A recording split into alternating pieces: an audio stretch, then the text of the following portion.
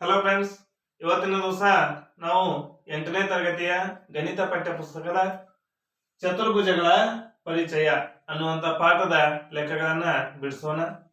ಪ್ರಶ್ನೆ ಹೇಗಿದೆ ನೋಡಿ. ಕೆಳಗೆ ಕೊಟ್ಟಿರುವ ಸಮಾಂತರ ಚತುರ್ಭುಜಗಳಲ್ಲಿ ಅವ್ಯಕ್ತ ಪದಗಳಾದ ಎಕ್ಸ್, ವೈ, ಝೆಡ್ ಗಳ ಬೆಲೆ ಕಂಡುಹಿಡಿಯಿರಿ. ಹಾಗಾದ್ರೆ ಇಲ್ಲೊಂದು ಸಮಾಂತರ ಚತುರ್ಭುಜವನ್ನು ಕೊಟ್ಟಿದ್ದಾರೆ. ಇಲ್ಲಿ ಎಕ್ಸ್, ವೈ ಮತ್ತು ಝೆಡ್ ಗಳ ಬೆಲೆಗಳನ್ನ ಕಂಡುಹಿಡಬೇಕಾಗಿದೆ.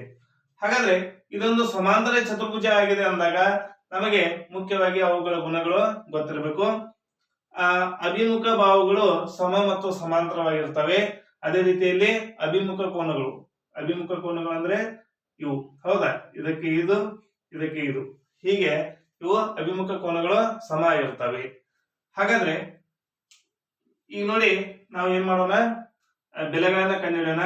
ಮೊದಲನೇದಾಗಿ ನಮಗೆ ಯಾವ್ದ ಉತ್ತರ ಸಿಗ್ತಾ ಇದೆ ಅಂದ್ರೆ y = 112 ಡಿಗ್ರಿ. ಯಾಕಂದ್ರೆ ಇದಕ್ಕೆ ಇದು ಏನಾಗಿದೆ, ಅಭಿಮುಖವಾಗಿದೆ. y = 112 degree. y ಬೆಲೆ ಸಿಕ್ತು ನಮಗೆ, ಹೌದಾ? ಕಾರಣ ಅಭಿಮುಖ ಕೋನಗಳು ಸಮ, ಹೌದಾ? ನೋಡಿ, ಇವೆರಡು ಅಭಿಮುಖ ಕೋನಗಳಾಗಿದ್ದಾವೆ ಅಂದಾಗ ನಮಗೆ y = 112 ಡಿಗ್ರಿ ಅಂತೇಳಿ ಬರೀಬಹುದು.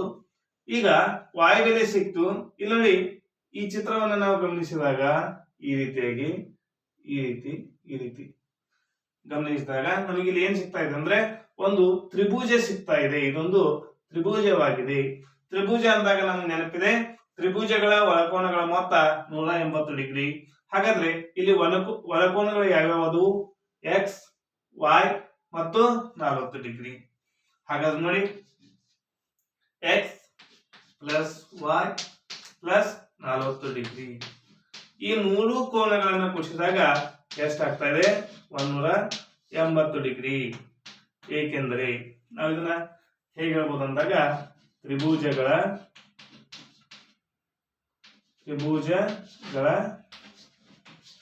ಒಳ ಕೋನಗಳ ಮೊತ್ತ. ನೋಡಿ, ಒಂದು ತ್ರಿಭುಜ ಇದೆ ಅಂದ್ರೆ ಅದರ ಒಳಕೋನಗಳ ಮೊತ್ತ ಯಾವತ್ತಿದ್ರು 180 ಡಿಗ್ರಿ ಆಗ್ತಾ ಇದೆ. ಈಗಾಗಲೇ ನಂಗೆ y ಬೆಲೆ ಗೊತ್ತಿದೆ. ಈ y ಬೆಲೆಯನ್ನ ಇಲ್ಲಿ ತುಂಬೋಣ, x ಬೆಲೆಯನ್ನ ಕಂಡುಹಿಡೋಣ. x plus 112 degree plus 40 degree = 180 degree. x plus, ಈಗ ಇವೆರಡು ಸಂಖ್ಯೆಗಳನ್ನ ಕೂಡಿಸೋಣ. ಎಷ್ಟಾಗ್ತಾ ಇದೆ ನೋಡಿ, 2ಕ್ಕೆ 0 ಕೂಡಿಸಿದಾಗ 2, 1ಕ್ಕೆ 4 ಕೂಡಿಸಿದಾಗ 5, 1ಕ್ಕೆ 1. ಹಾಗಾಗಿ 152 ಡಿಗ್ರಿ = 180 ಡಿಗ್ರಿ. ಈಗ ನಮಗೆ x ಬೆಲೆ ಬೇಕಾಗಿದೆ 180 ಡಿಗ್ರಿ. ಈ ಪ್ಲಸ್ 152 ಡಿಗ್ರಿಯನ್ನ ಆ ಕಡೆಗೆ ಕಳಿಸೋಣ. ಬಲಭಾಗಕ್ಕೆ ಕಳಿಸಿದಾಗ ಇದೇನಾಗ್ತಾ ಇದೆ, ಪ್ಲಸ್ ಇದ್ದದ್ದು ಮೈನಸ್ ಆಗ್ತಾ ಇದೆ, ಮೈನಸ್ 152 ಡಿಗ್ರಿ. ಹಾಗಾದ್ರೆ 180 ಡಿಗ್ರಿಯಲ್ಲಿ 152 ಡಿಗ್ರಿಯನ್ನು ಕಳೆದಾಗ ಎಷ್ಟಾಗ್ತಾ ಇದೆ? 28 ಡಿಗ್ರಿ ಆಗ್ತಾ ಇದೆ. ಎಷ್ಟು ಡಿಗ್ರಿ ಆಗ್ತಾ ಇದೆ? 28 ಡಿಗ್ರಿ ಆಗ್ತಾ ಇದೆ. ಹಾಗಾಗಿ x = 28 ಡಿಗ್ರಿ. x = 28 ಡಿಗ್ರಿ ಅಂತೇಳಿ ನಾವೀಗ ಕಂಡುಹಿಡಿದಿದ್ದೇವೆ. ಇನ್ನು ಏನ್ ಬೇಕಾಗಿದೆ ನಮಗೆ? z ಬೇಕಾಗಿದೆ. ಹಾಗಾದ್ರೆ ಇದನ್ನು ಯಾವ ರೀತಿ ಕಂಡುಹಿಡಿಯೋದು ಅಂದಾಗ, ಈಗ ನೋಡಿ, ಈ ರೀತಿ ಇದೆ ಚಿತ್ರ, ಈ ರೀತಿ. ಹಾಗಾಗಿ z ಅದು ಯಾವ ರೀತಿ ಆಗಿದೆ? z ಆಕಾರದಲ್ಲಿ ವಿಚಾರ ಮಾಡಿದಾಗ ಇಲ್ಲಿ ಏನಿದೆ? x ಇದೆ, ಇಲ್ಲಿ ಏನಿದೆ? z ಇದೆ, ಹೌದಾ? ಈ ಭಾಗದಲ್ಲಿ x ಇದೆ, ಈ ಭಾಗದಲ್ಲಿ z ಇದೆ. ಹಾಗಾದ್ರೆ z ಆಕಾರದಲ್ಲಿದ್ದಾಗ, ಈ ರೀತಿ ಕೋನಗಳಿದ್ದಾಗ ಅವುಗಳನ್ನ ನಾವು ಏನಂತ ಕೇಳ್ತೀವಿ? ಪರ್ಯಾಯ ಕೋನಗಳಂತ ಕರಿತಾ ಇದೀವಿ. ಆ ಪರ್ಯಾಯ ಕೋನಗಳು ಏನಾಗಿರ್ತವೆ? ಸಮ ಆಗಿರ್ತವೆ. ಹಾಗಾಗಿ x = z,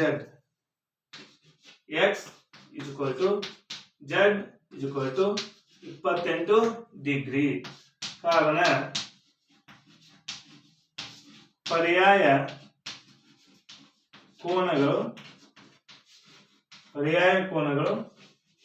ಸಮ, ಪರ್ಯಾಯ ಕೋನಗಳು ಸಮ ಇದಾವೆ. ಆದ್ದರಿಂದ Z = 80 ಡಿಗ್ರಿ. ಹೌದಾ? ನೋಡಿ, y ಬೆಲೆಯನ್ನ ಕಂಡುಹಿಡಿದಿದ್ದೀವಿ, x ಬೆಲೆಯನ್ನ ಕಂಡುಹಿಡಿದಿದ್ದೀವಿ, z ಬೆಲೆಯನ್ನ ಕಂಡುಹಿಡಿದಿದ್ದೀವಿ. ಈ ವಿಡಿಯೋ ನಿಮ್ಗೆ ಇಷ್ಟ ಆಗಿದ್ರೆ ಲೈಕ್ ಮಾಡಿ, ಶೇರ್ ಮಾಡಿ, ಸಬ್ಸ್ಕ್ರೈಬ್ ಆಗಿರಿ. ಹೀಗೆ ನಮ್ಮ ಯೂಟ್ಯೂಬ್ ಚಾನಲ್ ಎಲ್ಲ ವಿಡಿಯೋಗಳನ್ನ ನೋಡ್ತಾ ಇರಿ. Thank you.